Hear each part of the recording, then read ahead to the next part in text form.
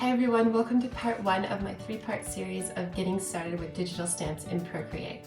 So if you don't have Procreate already, you can download it from the App Store. It's about $10 US and it's a great program and I highly recommend it. I've used it for many years and I color all my illustrations in the program. So there's tons of tools and you can create some pretty amazing art within it. So highly recommend. So if you have it or you're thinking of getting it, this video is for you. I'm going to show you the really basics of what to do once you purchase a digital stamp from my website and you want to download it from your email onto your tablet and bring it into the Procreate program. And then I'll show you some really basics of setting up your file and your stamp size and your layers and some base coloring tips so that you can sort of get started on coloring and working within Procreate. Then in video 2 and 3, I'm going to go on to show you a few more advanced techniques of some different tools and brushes and things you can use, along with showing you how to take your file and bring it to print so that you can print off your project and have a full completed colored stamp. So this video is perfect for beginners, so don't be afraid if you've never used Procreate or digital stamps or any of it before. I'm going to try to be really simple and basic, and so you can just go step by step with me and try something new. So let's get started. So here I am in my email. I'm just clicking on the download link that I received, and I am going to click on the little icon in the upper right corner and save this file to my files. And I'll click on the little new folder icon so that I can create just a special folder for all my digital stamps. So I'm going to quickly label this digital stamps, so then that way when I'm looking for my stamps, I know they're all in that one spot and they're not all over my tablet. So once that's done, I will save it, and then I can go ahead and minimize this screen. So just swipe it away. And then you can see this little folder here. This is where my file will be. And as you can see here, it says digital stamps. So I'll click on that and you should see the zipped file. So you just need to click on it once just to unzip it.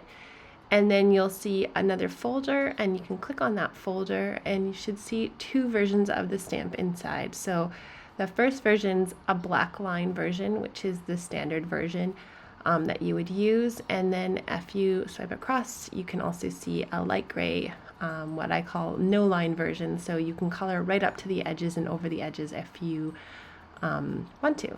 So here I'm going into Procreate, so we need to start a new file, so we'll click on the little icon there that creates a new file size. So I'm going to go in inches because a lot of you are watching from America, but whatever paper size you know that you're going to print on, you'll want to put it in here. So if we're printing on a letter size paper, we just want to make sure that it's 8.5 by 11 inches. So I'll just tap down there. There we go.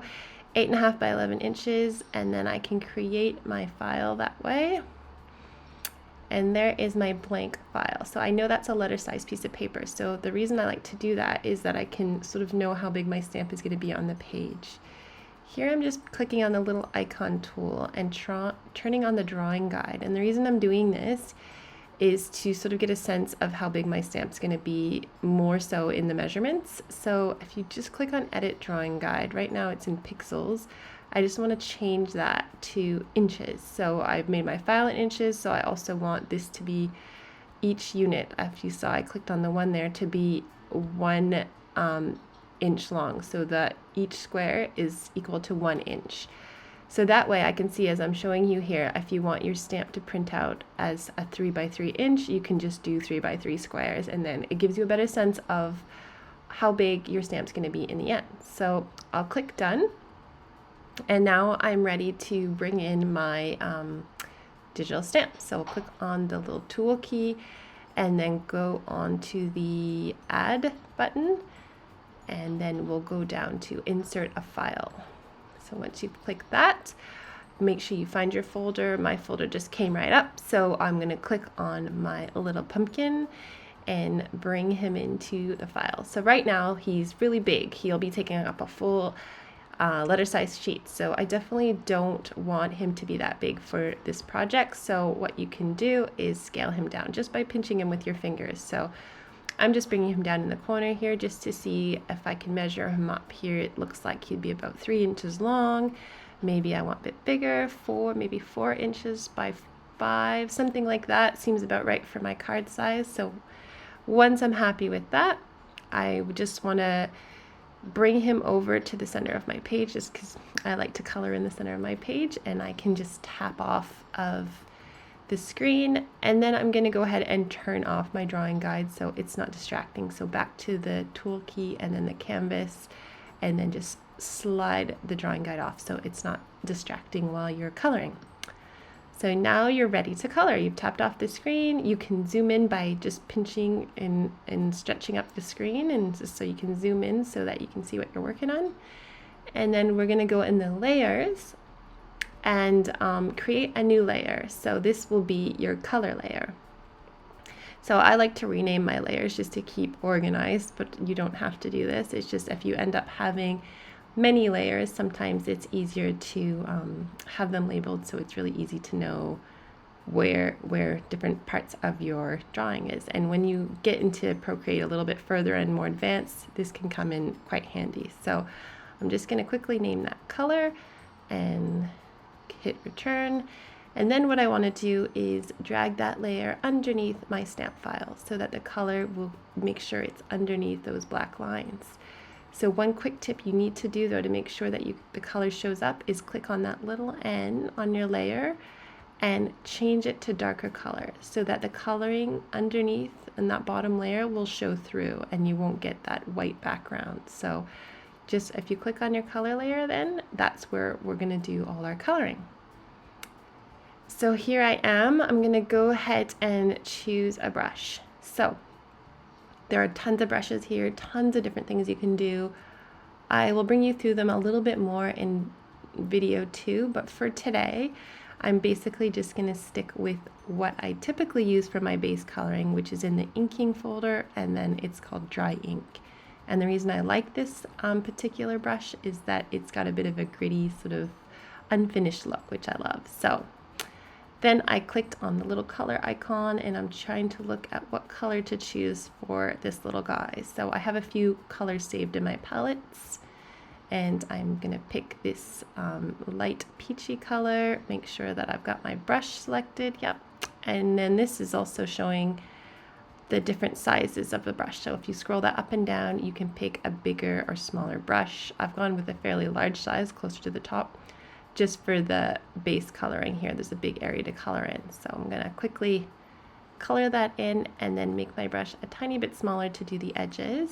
So I'm just gonna go around and fill in my pumpkin area. And also, if you do go over the edges a little bit, there is a very easy eraser button, very nice clean finish there if you want to tidy up your work afterwards. And yeah, as I'm showing here, there's lots of different eraser brushes you can pick. I just have a very clean one so that it gives a clean edge to it. So now I am just going in to find another color, I think, for my bear. I've decided to go with a pretty pastel palette for this guy. Some nice soft colors. So I'm just using the same brush for all of this coloring. It's just my base layer. I can do some more textures or some more layers on top, but just to get the color filled in, I like to just use this one dry brush. So, and another thing that I really love about it is that it is a bit, because it's a bit unfinished, I think with digital coloring, you want it to not look too perfect, too precise being on a computer. So it's nice to have a bit of texture, a bit of, unfinished, look to it so that it looks a little bit more interesting. So here I'm just showing you where you can also choose other colors, not just in your saved palettes. You can go through and pick on the color wheel and then save them in your palettes if you'd like to. So I'm just looking here for a color for the leaf. Again, just something nice and soft, and continuing to fill in my illustration.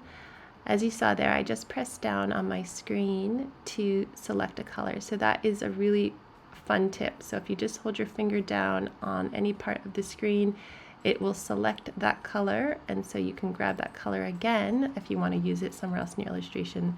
It's a lot quicker than having to go back in your palette. So it's a tool that I use a lot when I'm coloring in my illustration. So almost finished the base here. I just need to finish this grass at the bottom. So just pick that color off the leaf just to match it up with the grass at the bottom, and just filling in a little shape there to make a bit of a grounding for the image. But you can also just leave it too. You don't have to add the grounding if you want to do a fussy cut around it or whatever, and you don't want to have that extra little bit there. That's totally fine. And there you have it, guys. There is our base coloring finished. I'll leave it there so that you guys can work on sort of going through those steps and practicing those steps before we move on to video 2, where I'll show you about highlighting and doing shadows and little extras, and showing you a little bit more of the features of Procreate. So I hope you enjoyed watching, and if there's anything I did too quickly or jumped over something, let me know, comment below, and I will definitely respond and help you with any issues you're having. Thank you so much for watching, and see you next time.